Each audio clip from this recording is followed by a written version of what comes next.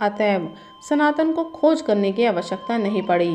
वे प्रेम में झूमते हुए हरिनाम परायण लोगों को महाप्रभु का मार्ग चिन्ह समझकर काशी जा पहुँचे और वहाँ जाकर इसी प्रकार सीधे चंद्रशेखर के मकान के समीप पहुँच गए। खोज प्रत्यक्ष थी। लाखों नर नारी मिलकर हरि ध्वनि कर रहे थे। सनातन का मन प्रफुल्लित और शरीर पुलकित हो गया।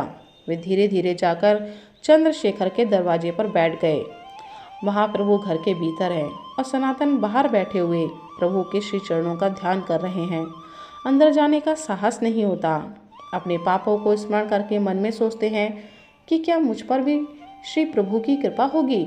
मुझ सरीखे घोर नारकी जीव की ओर क्या प्रभु निहारेंगे। सनातन के मन में कहीं पर भी कपट या दंभ की गंध तक नहीं है। सरल और शुद्ध हृदय से पापों की स्मृति के अनुताप से दग्ध होते हुए सनातन आज प्रभु की शरण चाहते हैं। सर्वज्ञ महाप्रभु ने घर के अंदर बैठे हुए ही इस बात को जान लिया कि बाहर सनातन बैठे हैं। अतः उन्होंने चंद्रशेखर से कहा कि बाहर जो दरवाजे पर वैष्णव बैठा है उसे अंदर बुला लाओ। आज्ञा अनुसार चंद्रशेखर बाहर गया और वहां किसी वैष्णव को न देखकर वापस लौटकर बोला कि बाहर तो कोई वैष्णव नहीं है। महाप्रभु ने कहा, क्या दरवाजे पर कोई नहीं बैठा है? चंद्रशेखर ने कहा, दरवाजे पर एक फकीर सा तो बैठा है। महाप्रभु ने कहा, जाओ उसी को बुला लाओ। सनातन के कपड़े लत्ते वैष्णव के से नहीं थे, परंतु उसका अंतर तो विष्णु में था। अंतर को पहचानना अंतर्यामी का ही काम है।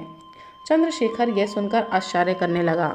सोचने लगा कि आज प्रभु इस फकीर को क्यों बुला रहे हैं, परंतु महाप्रभु के सामने कुछ कहने का साहस नहीं हुआ और उसने बाहर जाकर सनातन से कहा, आप कौन हैं?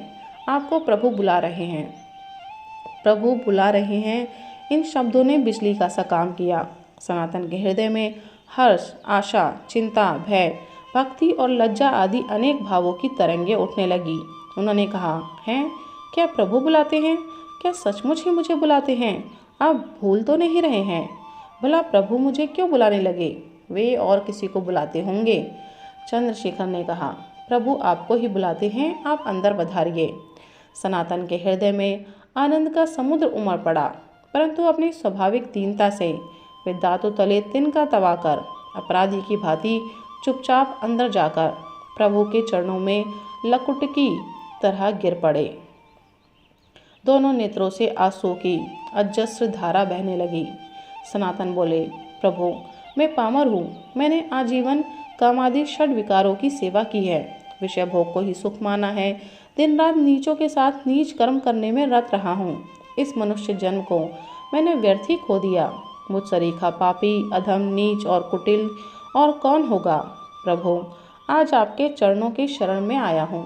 अपनी स्वाभाविक दयालुता की तरफ ख्याल करके मुझे चरणों में स्थान दो। इस अधम को इन चरणों के सिवा और कहाँ आश्रय मिलेगा। प्रभु सनातन के इन शब्दों को नहीं सुन सके। उनका हृदय दया से द्रवित हो गया। सनातन को जबरदस्ती उठाकर प्रभु ने अपनी छाती से लिपटा लिया।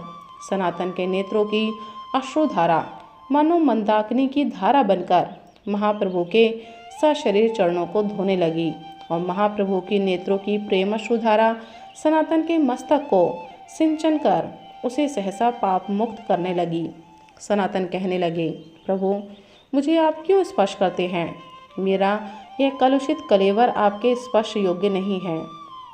इस घृणित और दूषित देह को आप स्पर्श न कीजिए। प्रभु ने कहा, सनातन दीनता का त्याग करो। तुम्हारी दीनता देखकर मेरा कलेजा फटा जाता है। जब श्री कृष्ण कृपा करते हैं तब भले बुरे का विचार नहीं करते। श्री कृष्ण तुम्हारे सम्मुख हुए हैं। तुम पर श्री कृष्ण की इतनी कृपा है कि उसका वर्णन नहीं हो सकता। तभी तो उन्होंने तुम्हें विषय कूप से निकाल लिया है। तुम्हारा शरीर निष्पाप है क्योंकि तुम्हारी बुद्धि श्री कृष्ण भक्ति में लगी हुई है।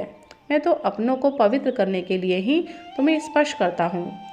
यूँ कहकर महाप्रभु ने सनातन के भाग्य की बड़ी ही प्रशंसा की और कहा कि श्री कृष्ण प्रेम होने पर वास्तव में ऐसी ही दीनता हुआ करती है।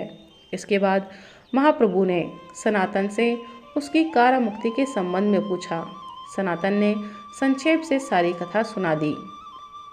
महाप्रभु ने चंद्रशेखर से कहा कि सनातन का मस्तक मुंडन कर और इसे स्नान करवाकर नए कपड़े पहना दो। स्नान कर चुकने पर जब तपन मिश्र नामक एक भक्त सनातन को नई धोती देने लगे, तब सनातन ने कहा, यदि आप मुझे वस्त्र देना चाहते हैं तो कोई फटा पुराना कपड़ा दे दीजिए, मुझे नए कपड़े से क्या प्रयोजन है। सनातन का आग्रह देकर मिश्र ने एक पुरानी धोती दे दी और सनातन ने फाड़कर उसके 2 कौपीन बना लिए। सनातन के इस वैराग्य को देखकर महाप्रभु मन ही मन बड़े प्रसन्न हुए, परंतु श्रीकांत की दी हुई कंबल सनातन के कंधे पर इस समय भी पड़ी हुई थी। महाप्रभु ने 2-4 बार उसकी ओर देखा, तब सनातन ने समझा कि मैंने अब तक ये सुंदर कंबल अपने पास रख छोड़ी है, मेरी विषय वासना दूर नहीं हुई है। इसी से प्रभु बार बार इसकी ओर ताककर मुझे सावधान कर रहे हैं। सनातन ने गंगा तट पर जाकर वह कंबल एक गरीब को दे दिया, बदले में उससे फटी गुदड़ी लेकर उसे ओढ़ लिया। जब महाप्रभु ने सनातन को गुदड़ी ओढ़े देखा, तब वे बड़े प्रसन्न हुए और बोले, सनातन, श्री कृष्ण ने तुम्हारे विषय रोग को आज समूल नष्ट कर दिया। भला उत्तम वैद्य रोग का जरा सा भी अंश शेष क्यों रहने देता है। महाप्रभु ने सनातन को लगातार 2 महीने तक भक्ति तत्व की परमोत्तम शिक्षा देकर उनसे वृंदावन जाने को कहा और वहां रूप अनुपम के साथ मिलकर श्री कृष्ण का कार्य संपादन करने के लिए आदेश दिया।